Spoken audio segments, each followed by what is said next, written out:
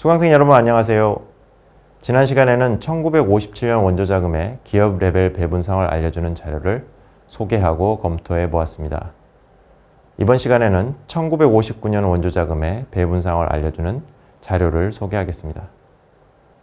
자료의 정확한 명칭은 ICA 자금 배분에 관한 일간 보고서입니다. 제목에는 일관으로 되어 있지만 실제로는 B프로젝트 원조 중 일반 민수구매의 매 건의 입찰 결과를 한국은행에서 영어로 작성해 월별로 철회 미국 원조 당국에 보고한 것입니다. 화면에 보시는 것은 1959년 7월 20일 BA9072 원모의 입찰 결과입니다. 1954년과 1957년의 기업 레벨 배분 상황을 담고 있는 스몰 비즈니스 서큘러 파이낸스 어워즈 부구매 승인 주간 보고서와 달리 일간 보고서에는 입찰에 참여한 모든 기업, 즉 낙찰받지 못한 기업도 기록되어 있으며 국채 첨가액, 외환세 첨가액 등 개별 기업의 낙찰 조건을 알려주는 정보가 포함되어 있는 것이 가장 큰 특징입니다. 예를 들어 7월 20일의 원모 입찰의 경우 보시는 것처럼 신일무역이 입찰에 참여했으나 외환세 첨가액을 낮게 적어내는 바람에 낙찰받지 못했습니다. 그러한 차이는 1954년과 1957년의 배분상을 알려주는 자료가 미국 기업들에게 수출 기회를 제공하고자 하는 중소기업국의 관심에 의해 만들어진 것이라면 1959년의 배분상을 알려주는 일간 보고서는 미국 해외원조기구의 한국 담당자들이 자신들의 주요 관심사였던 적절한 환율 수준에 관한 정보를 얻기 위해 요청한 것이었기 때문입니다. 당시 시장 환율로서는 수출불의 전매율이 대표적이었지만 원조자금의 낙찰 환율 역시 미국 원조당국에서 참고하고자 했던 정보였던 것입니다. 미국 원조기관 문서에 따르면 ICA의 워싱턴 본부로 일간 보고서가 첫 발송된 것은 1957년 9월이었습니다. 일반 민수구매 방식의 배분 방법으로서 국채 첨가제가 도입된 그해 5월부터 시작해 9월에 이르기까지의 매회 입찰의 결과, 즉 낙찰 자명, 낙찰 금액, 국채 첨가액 등을 보고한 것으로 되어 있습니다. 이후 매월 같은 보고를 하기로 했는데 10월 보고 때부터는 낙찰받지 못한 입찰자에 관한 정보도 포함됐습니다. 1958년 초에는 워싱턴 본부의 요청에 따라 1956년 12월부터의 입찰 결과를 송부하기도 했습니다. 일간 보고서는 현재 미국 국립문서기록관리청의 문서군 469에 소장되어 있습니다. 한국은행으로부터 자료를 제공받은 경제조정관실 또는 유섬이 보관하고 있던 것과 이를 송부하던 워싱턴 본부가 보관하고 있던 것이 서로 다른 엔트리에 남아 있습니다. 1960년 9월에 마지막으로 보고한 것이 확인되기 때문에 가장 이른 1956년 12월분부터 모든 달의 보고서가 남아있다면 총 46개월분이 있어야 하지만 현재 확인되는 것은 21개월분입니다. 가장 이른 것은 1957년 11월의 것이며 1958년은 3개월분, 1959년은 12개월분 전부, 1960년은 5개월분이 남아있습니다. 일간 보고서는 입찰에 대한 기록인 만큼 일반 민수 구매 방식만을 포함합니다. 다만 ICA B프로젝트 원조 외에도 일부 잉여농산물 원조도 똑같은 방식으로 배분되었기 때문에 포함되어 있습니다. 수집한 21개월분의 보고서에는 모두 1082회의 입찰 기록이 있으며 입찰에 참가한 기업은 중복을 포함해 모두 11,918개였습니다. 즉 낙찰받은 기업과 그렇지 못한 기업을 포함하여 총 11,918개의 입찰 정보를 알 수 있는 것입니다.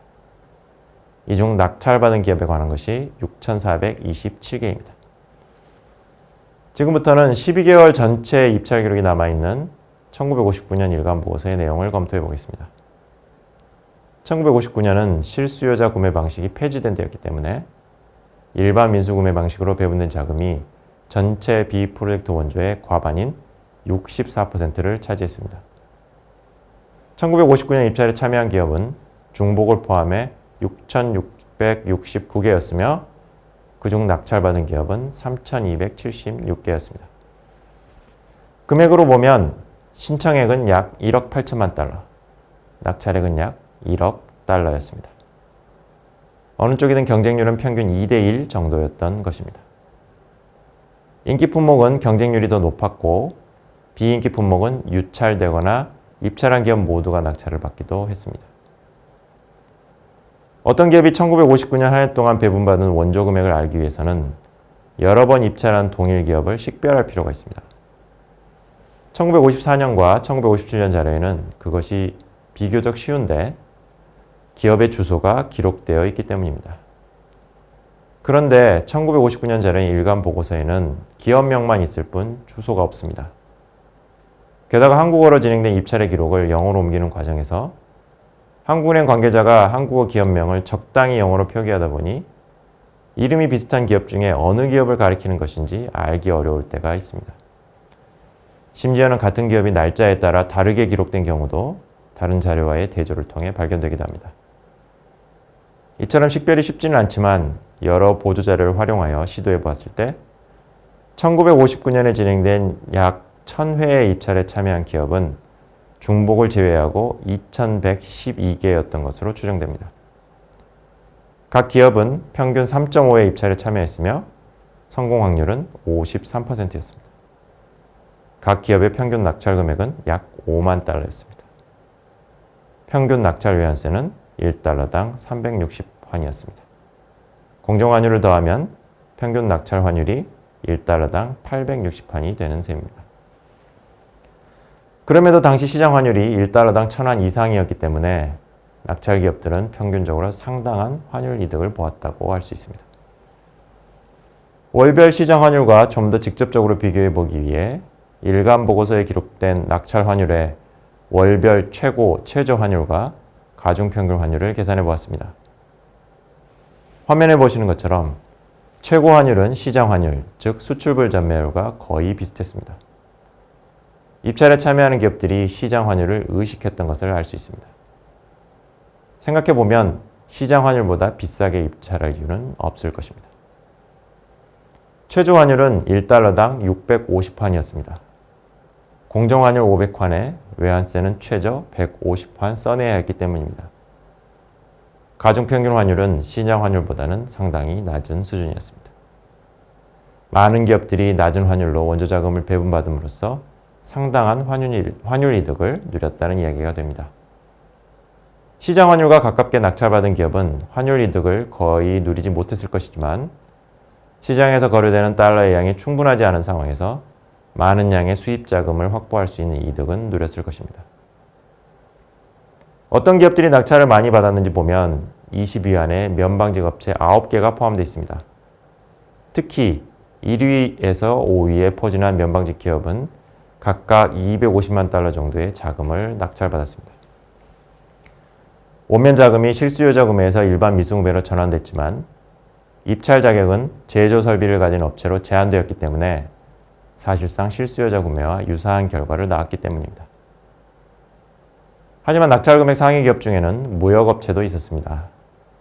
그 중에서도 근영물산, 효성물산, 삼성물산은 각각 100만 달러 정도의 자금을 낙찰받았습니다.